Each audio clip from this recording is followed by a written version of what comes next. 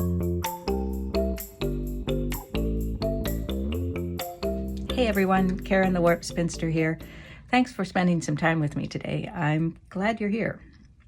As promised, we're going to talk about curves today.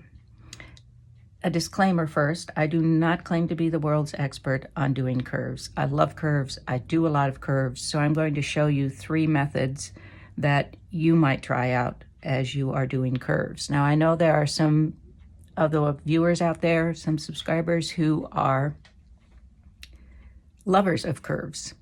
And if you have additional tips or other ways to do things, then please share them in the comments because that will be helpful to everyone. You can also, of course, I encourage you to go and look at other quilters' videos to see how they might do curves. Tools that you may want to use. Now, these things that I have out here, most of them you do not need in order to do a curve. All you need to do a curve are a rotary cutter and mat and some fabric. Speaking of the rotary cutter, I just put a new blade in here because I'm going through several layers and this cutter was due for a new blade anyway, but it's safer. As you are cutting freeform curves, all that you have to hold them down as you are cutting to keep them from shifting is your hand. And you want to keep your hand back so that you don't cut off the tip of your finger, which bleeds like a son of a gun, trust me. So a sharper blade is going to be better for you than if you're trying to hack through several layers. So please put in a new blade. The next thing that I will be using for at least 2 of these methods is this bent-nosed tweezers. And I just happen to have this because 50 years of collecting quilting stuff. And this is to hold the 2 ends together as I get to the very end of the piecing so that my finger is not going near the needle. My machine, trust me, will go through the thickness of my thumb and the nail. So you want to keep your fingers out of the way. So this is what I'll be using, but you can also use the end of scissors that you have, the end of a seam ripper, end of your nippers, whatever, just anything other than your finger to hold those ends together. You could actually, I don't know why you couldn't use the end of a mechanical pencil, just break off the lead from the tip and you could use that as well. I am also probably going to be using this glove. This is a protective glove so that if the blade is getting near to your fingers, you're better protected. This is not steel. It's not going to protect you completely, but with the cutting and the pressure that you use, this will help to prevent cutting off the tip of your finger. Sorry to scare you, but it's very bloody and you lose fabric if you bleed all over the fabric. This is the Klutz glove, K-L-U-T-Z, from Fons and Porter. So check with your local quilt shop, or it's readily available online as well. So you will probably see me use this. The last thing I want to show you is the Curve Master presser foot, and I have no affiliation with them. I just happened to find this particular foot. I guess the local quilt shop found it and asked me to try it out. And I found it very useful. It gave me the initial confidence to do curves because it does some of the work for you, but it sort of trains you how to hold the fabric and feed it in so that because it's doing part of the work, you can focus less on putting all the pieces together and just focus on how you feed the fabric in. And I found that useful. I'll talk more about this when we get there. You certainly do not need it. I actually very seldom use it anymore, but that's an option for you if you want a little help getting started with it. Then of course you will want some fabric, and I'm showing you 3 different methods. I'm just using a couple pieces of, this is Malcolm Dabrowski fabric, I believe, from layer cakes that I have left over. And then I'll also be using some 10-inch squares, again, of Malcolm Dabrowski, to show you something else about it, and more practice, of course. And then I also have some pieces for a drunkard's path block, and I will be using that to show you one of the methods, the pinning method. Most of the curves that I do, yeah, I'd still say most of the curves are free-form improv curves where I'm just cutting them willy-nilly. So they're curvish. But I do occasionally, I have a couple of quilts in the works that use curved pieces, not necessarily drunkard's path sort of stretch, but curved pieces, and because they're coming from templates and they need to line up exactly, then I've got a different method that I usually use for that. So let's get started. But wait, there's more. For one of the methods, you'll also be using pins. The first thing I'm going to do is cut a very gentle freeform curve. Gentle is what you want if you are just starting out and you're feeling not too certain about this whole curve thing. So I'm just going to be cutting a curve. I'm not going to worry about it being a half circle or a quarter circle or a perfect curve. I'm just cutting a curve because I'm doing an improv, and I'm practicing learning how to do a curve. I have 2 layers here so that when I'm finished cutting, I'll have this pie-shaped piece or this convex piece and then a concave piece, but I'll be swapping them out so that this is the convex and this is the concave, and then I'll have the positive negative effect here. You'll see that in a minute. So I'm going to take these 2 pieces, stack them up, and I'm going to put on the klutz glove. And I'm going to just do a gentle curve. I'm not going to try to do it from corner to corner. I'm just going to do a gentle curve from this side to the opposite side. I could do it from, say, down here to here or here to here. In fact, I might do that. In which case, I'm going to turn it so that I have a better angle coming down. So I'm going to go from about here to here. I'm not going to try to do a curve that is from here down here, because that's not a gentle enough curve for your first one, at least for most people. So I'm going to start up here and end up down here somewhere.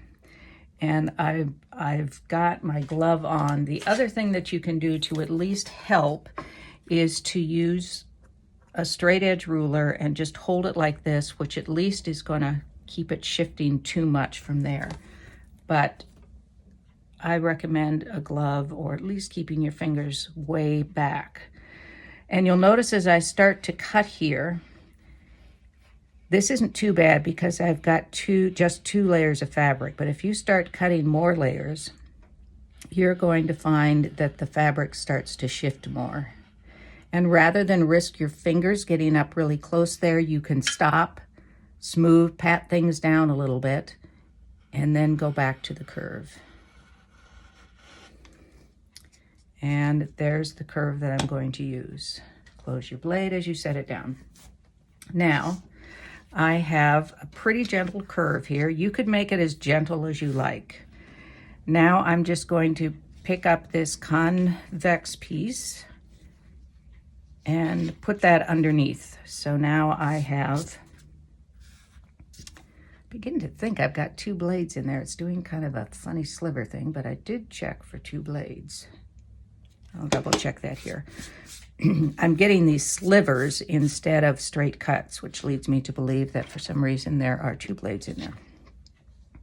The packet only had 1 in it, and I checked, but perhaps not carefully enough. So now I can take these 2 pieces and sew them together, and then I'll have the opposite to sew for another piece. When I sew curves, I'm going to take this piece, the convex curve or the pie-shaped piece, and that's going to be on top. It's just easier to manage that, which means when I go to the machine, it's going to be like this. And I'm going to give myself a little bit here just because I know that it's going to take up fabric. We did not cut a seam in here, so that means that it's never going to end up perfect on these ends. It just isn't, because you didn't allow for the seam allowance. So we're just going to start this up here and match these two edges up where I'm going to start. Then as I am going along, I'm going to be lifting this fabric and easing it over as I go into the presser foot, and then sort of easing this. I need a third hand here, so that's my machine presser foot holding that down. I'm going to lift this up and over, and this can I can move as I need to. I'll show you on the machine here, but I just want to talk about a couple of these things before we get started. The other thing that I discovered that helps me a lot, took me a while to figure it out, and it's pretty well, yeah, that makes sense, Karen.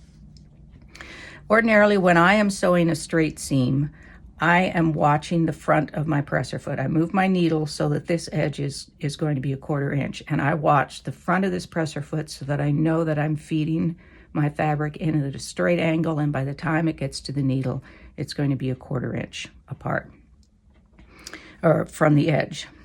When I'm doing a curve, however, if I'm following up here, and the steeper the curve, the more prevalent this is. If I'm following up here and my curve's going like this, then I don't have 1/4 inch here where my needle is. I'm 1/4 inch away here, but back here I've shifted this so that the needle is now further than 1/4 inch away.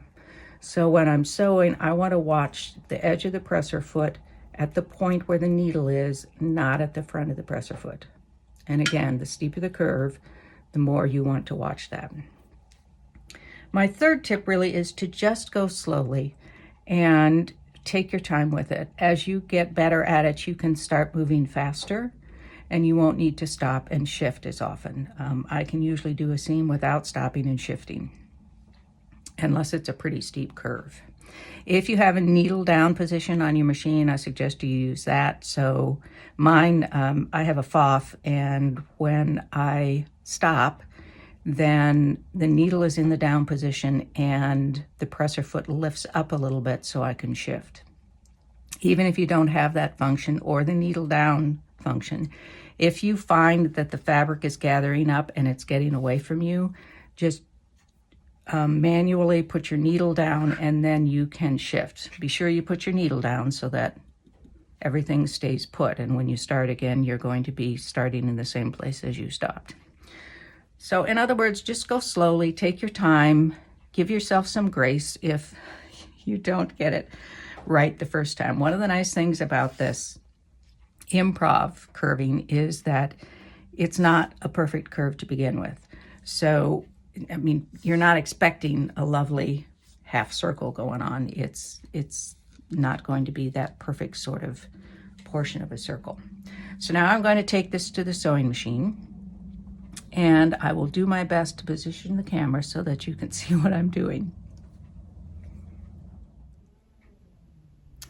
And here we are at my machine. I've done the best to set it up so I can minimize the glare going on, and you can still see what I'm doing. I'm using white thread because I think that will show up pretty well. Now I've got my convex and concave pieces, and the convex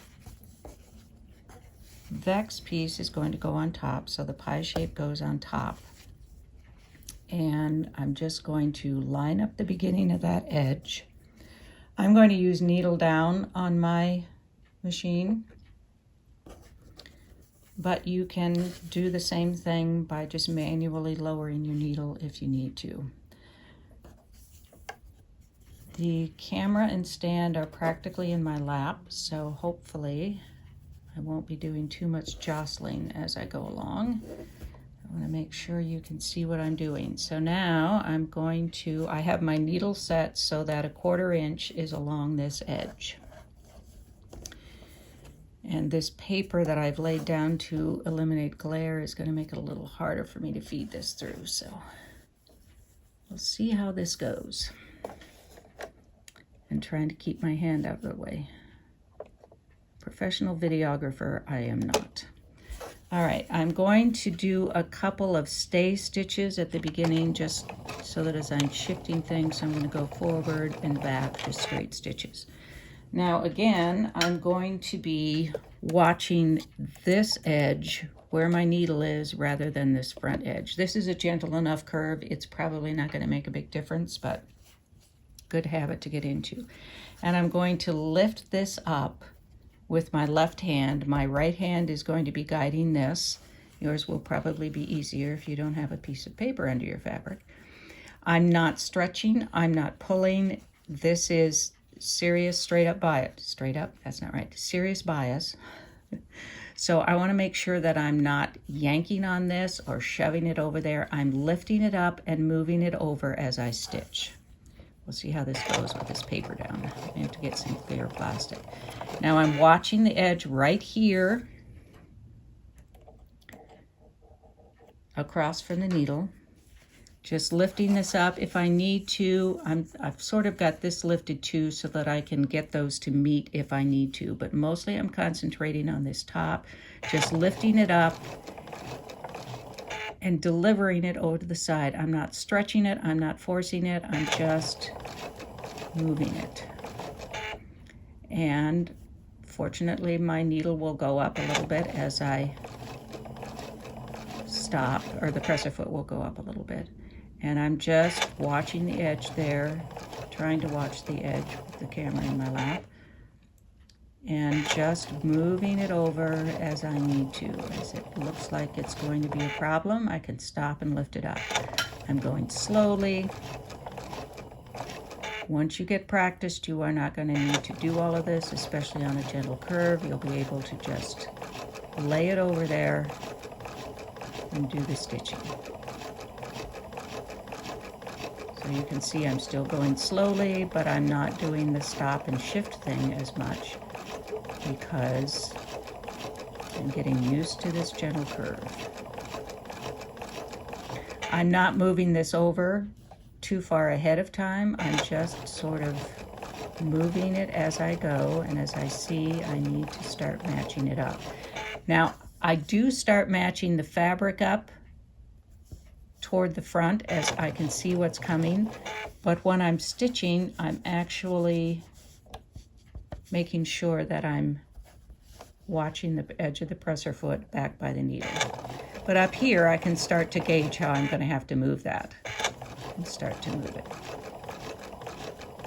Now, as I get to the end, I don't want to run over my finger, so I'm going to find my bent nose pliers because I can use those to lift this up and move it over without fear of my finger. Oops, sorry about that, getting in the way. But I could also use, say, the tip of my seam ripper. I would have done this before I got this far, and hold that down so that I get every bit of that I can at the end. So I can trim that off. And now here is my curve. I'm going to press it. There may be instances where you want to press it in one direction or the other. For example, if you're matching something up in a pattern and you want them to be different, you can also press them open. I find that a little more tedious. But you could also press it open, or I often will just go with whichever way it wants to go most, and that's usually toward the convex piece. Yes, the convex piece. I think by the age of 67 and all the math and science classes in my life, I could just remember this is concave without thinking, cave. It's caved in there. All right, so then I could just go ahead and press that, and there's that curve, easy peasy. So you can keep practicing that and do some more gentle curves. You've got the other piece of the positive negative that you could practice doing gentle curves. You can make them a little steeper as you go for your practice, but there's that method. Next, I want to show you the stack and shuffle method, and with this one I'll be using this presser foot. But let's start out talking about the cutting. So again, I'm just going to do gentle curves, but I'm going to do more than one. So I'll do a curve like this, and then I'll do another one. I have stacked 3 pieces of fabric together here, 3 10-inch squares. And just as I shifted the one piece of fabric back on the other one to get the positive negative effect, I'm going to do the same thing here, but I'll end up with 3 blocks instead of 2. So I'm going to make, the number of cuts that I make is 1 fewer than the layers of fabric that I have. So I have 3 layers of fabric. I'm going to make 2 cuts, and that will give me 3 pieces. And that's true if I had 5 pieces of fabric layered, then I would do 4 cuts. I don't know that I might do that, maybe. So I'm going to take this, I'm going to put the klutz glove on again, just so that I don't bleed all over the fabric on video. And again, I'm still going to be doing some gentle curves here, and I'm going to go from here over to here somewhere. So just as the spirit moves me, if I need to lift back and unshift things, I can do that. Just gonna rock my rotary cutter back a bit, and there. And I didn't check my blade. I'm pretty sure there are 2 in there. Let me finish. Well, let me check that and then I'll come back. Let's put it that way. Sorry about that, I'm back. There were in fact 2 blades there.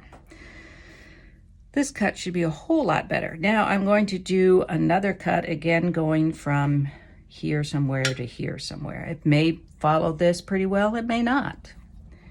This is a freeform cut, so I'm going to go here, ease up, let it shift it back a little bit. I'm keeping my hand away from it,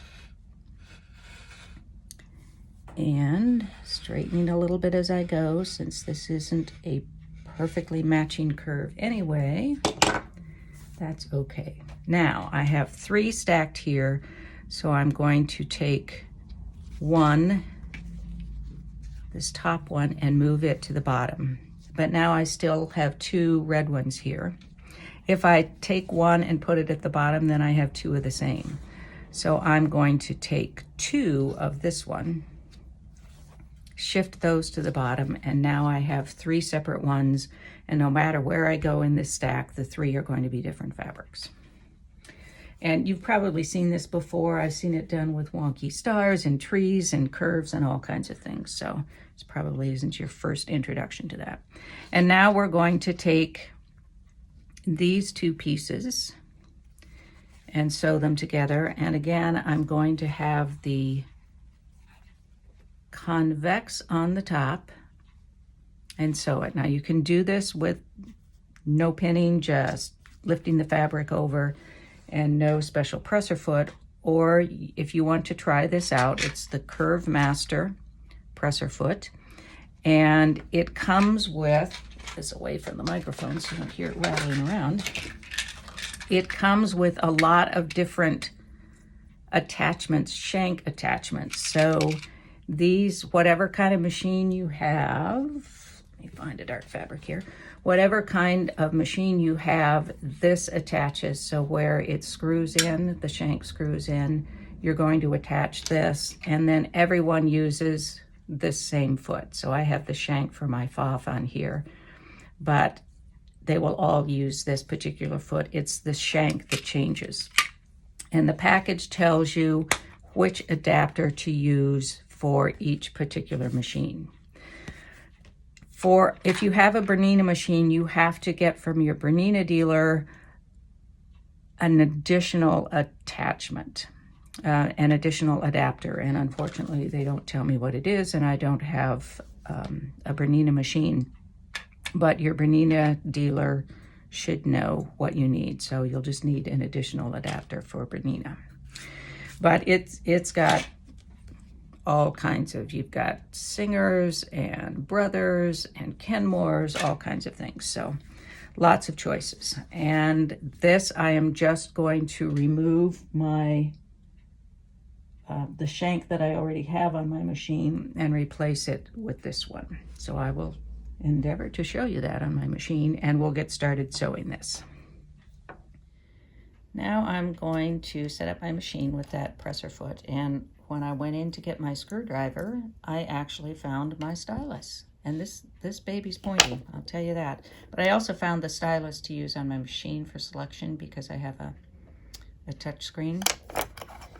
So more options. Now what I'm going to do is the screw for my shank is over here. So I'm going to unscrew that. I can find the screw and remove the shank. I'm sorry, these noises are probably really annoying.